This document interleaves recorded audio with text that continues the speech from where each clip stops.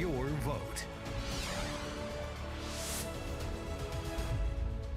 Well, the first polls in the Arklatex are closed. Voting in Texas and Oklahoma just ended moments ago. Good evening. I'm Biski Duncan. And thank you for joining us for our special election night coverage on KSLA News 12. I'm Dominic Ben.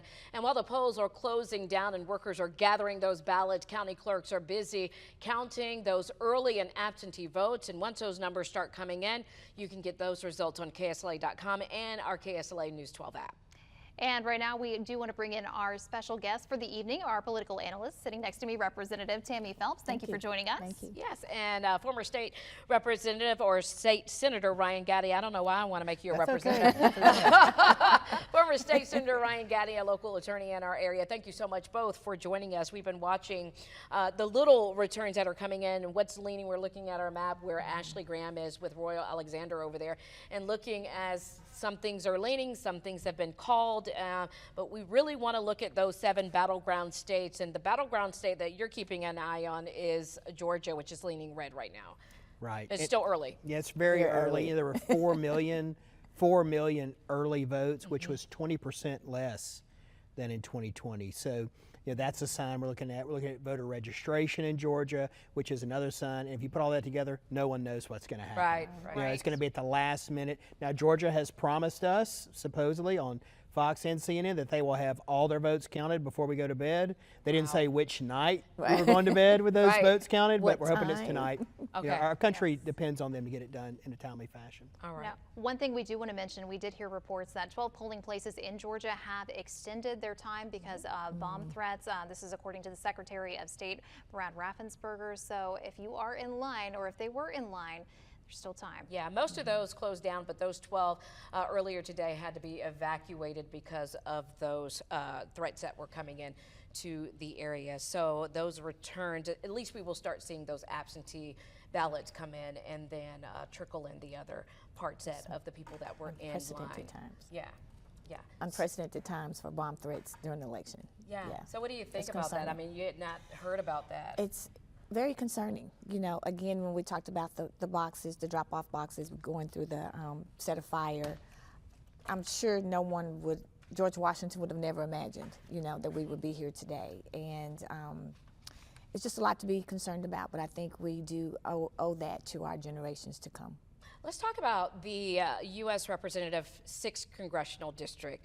Whew. Yes, everybody is like, whew, that's a big one because it was drawn in all of the maps for many years. We looked at different maps. It was finally drawn. It was finally voted on. Cleo Fields is in that as a Democrat. Quentin Anthony, a Democrat. Albert Guillory, a Republican. Wilkin Jones Jr., a Democrat. Peter Williams, a Democrat. If we're going off of name recognition, Cleo Fields has been in politics for a very, very long time, and a lot of people feel that he will take this. However, this lawsuit has gone all the way up to the United States Supreme Court.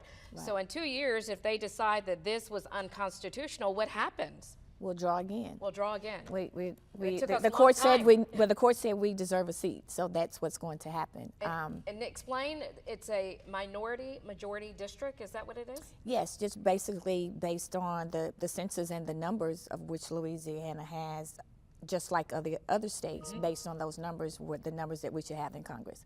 And unfortunately, we've had one forever. At the time, we deserved just for the number of residents who are here. We're having to fight and have lawsuits over a district seat because we had to go to court with supporters, the public had to go to court just for the right to even have the seat after it was declared. So you were part of that? Oh, yes. Yes, wow. Yes. Okay, so how do you feel that you may have to go back to the drawing board? Again, look at the times that we're in. Yeah. You know, it's never been done before. The seats we've had have been forever. And again, based on the census numbers, this is what happens in every state. And the only minority district right now is the one down in New Orleans? Has been. That's right. Forever. And that's Troy Carter's Yes, district. Troy Carter. So what was really unique is that last year, a little bit over a year ago, folks said, what if we lose a congressional district? We have to add a minority district. And really the talk in Baton Rouge was, well, we can't lose Garrett Graves, we can't lose Steve Scalise. Or Mike Johnson. Well, actually they can't said lose anybody. Mike and Julia Oh. they said Mike and Julia could run against each other, and then Mike becomes speaker. And Garrett Graves is like, I guess I'm the guy to get rid of. You're not going to get rid of. It was a really unique situation because, you know, Letlow and Johnson were the new guys on the block. They had done a great job, but they thought, hey, we can have a Northern Louisiana Congress, a man or woman.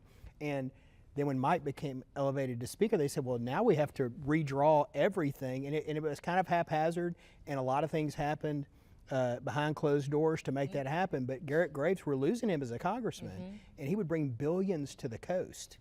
So now we're kind of at a unique situation in D.C. because we have Mike as speaker, but we're losing one of our great congressmen in South Louisiana. So it's a unique situation. Speaking of that, with Mike being speaker, and you know, if Cleo, the Democrat, goes in and things change in other seats across the country, could he lose his speakership?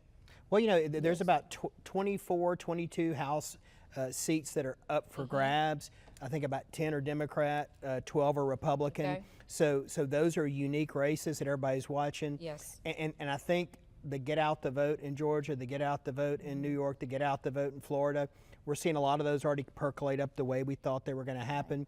I think that Mike is going to stay speaker if the Republicans hold the House seats they have. In the Senate, though, what's really unique is that if Trump wins and J.D. Vance becomes vice president, he's the tie-breaking vote. You could have a 50-50 Senate if one seat goes Republican, and you'd have J.D. Vance coming in to break that tie. So there's a lot riding on these races. And if that does not happen, then there will be a change in the speaker. For sure, for sure. All right. Well, while we're talking about Mike Johnson, we do want to bring you some live team coverage from tonight's election all across the Arklatex. And, of course, we are going to be checking in with our wonderful teams.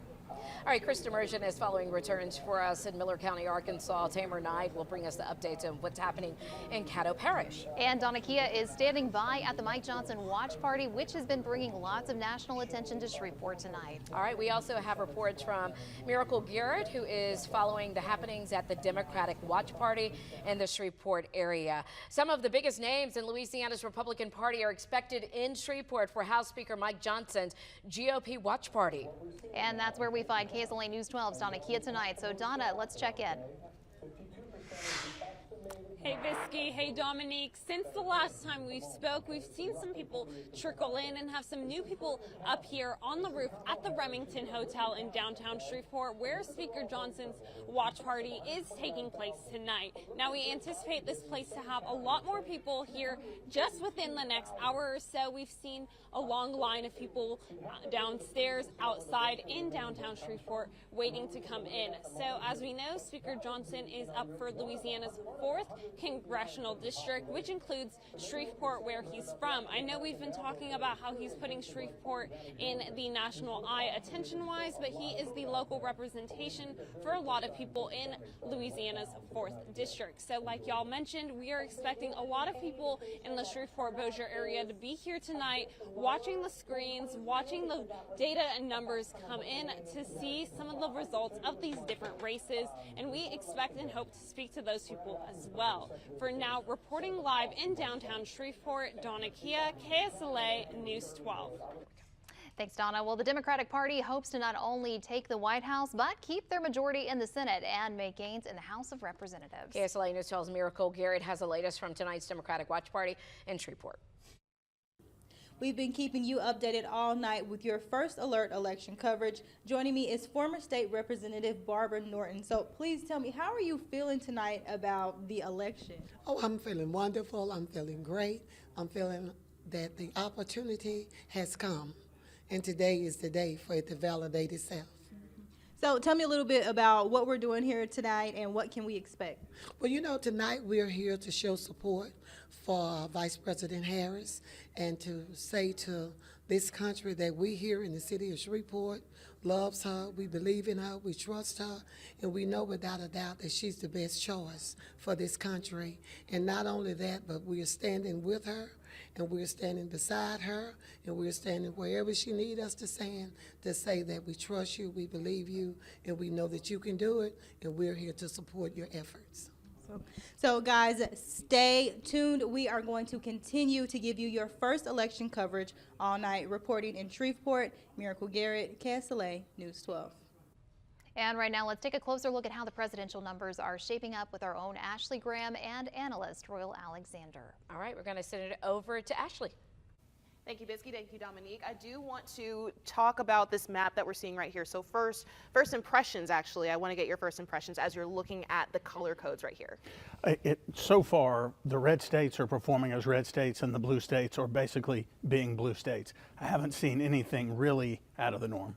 Okay, perfect. But I did also want to let our viewers know that even if you see colors on this map and even shades of colors, there might be a little bit of information that you need to know. So for example, we see Tennessee right here leaning toward being called red for former President Donald Trump. But when you look in, 6.8% of counties done counting their votes. So it's very important to keep in mind that as votes are coming in, even if you see a brighter color or a stronger color, it doesn't mean that all the votes are counted yet. We will be sure to bring you the updates as we know what candidates or what states are being called for which candidates. But we were also talking just during the break earlier about the fact that different states have different rules in terms of how they can count their ballots, meaning can they count them and process them before election day or election night, or do they have to wait until the polls close? And those are largely state rules. The Constitution gives the authority to states to make determinations like that. And so some can start counting early, some absolutely cannot start counting until the polls closed,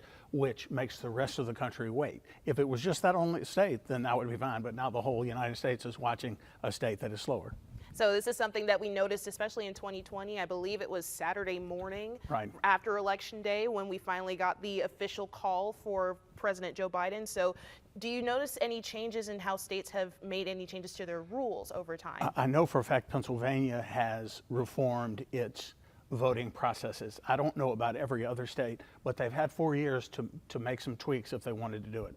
Absolutely. And so like you can see right here, we've got some counties coming in for Texas. We have a few counties coming in for Oklahoma as well. We are still waiting on results from Arkansas and from Louisiana. So we're still keeping an eye on our Arklatex states especially and on those races as well. But still very early in the night, we will continue to stay with you hour by hour and keep you updated on those results on air and online. But for right now, I'm going to send it back over to Bisky and Dominic.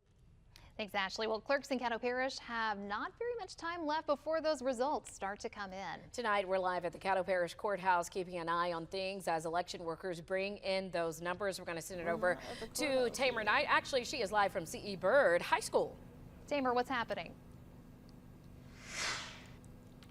Get out and vote. Get out and vote. That's what one voter chatted as they pulled up to C.E. Byrd to cast their ballots here for the 2024 presidential election. Now, there are new numbers here. We have an update from C.E. Byrd. The clerk of court tells me that nearly 1,053 people have come to C.E. Byrd alone to cast their ballots here in Caddo Parish. Now, that's a little bit of an increase compared to when we first arrived a little after 3, and the number was at 8:55. So a lot of people have showed up to Byrd after work to cast their ballots, and just with a little bit over 45 minutes left to cast your ballots here in Louisiana, people are still making their way to Byrd to cast their ballots. So we'll have all of those updates, and as you mentioned, Dominique, I think we will be making our way to the courthouse once the ballots are in and the numbers to count the ballots begin. Reporting at C.E. Byrd, I'm Tamer Knight, KSLA News 12.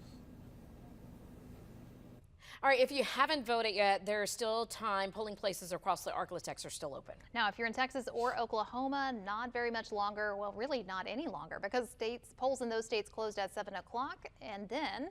All right, so in Arkansas, polls close at 7:30, so just a little bit more time there. And polls in Louisiana, you have less than 45 minutes. At 8 o'clock, polls will close in the Louisiana area. We are keeping you first aware with continuing election coverage throughout the night. We are also watching those battleground states, so a lot of movement won't happen on that map just yet, because 4 of those states, the polls are still open, being Arizona, Michigan, Nevada, and Wisconsin. The big battleground state that everybody is watching is Pennsylvania, with 19 electoral votes up for grabs. The polls there just closed about 18 minutes ago, our time, 8 o'clock Eastern time, 7 o'clock our time. And so those poll numbers are starting to trickle in. And of course, we will update you on the top races once those results start to come in, and our streaming coverage continues at the top and bottom of every half hour on KSLA.com, on our KSLA News 12 app, and on all of our streaming platforms. Back in a moment.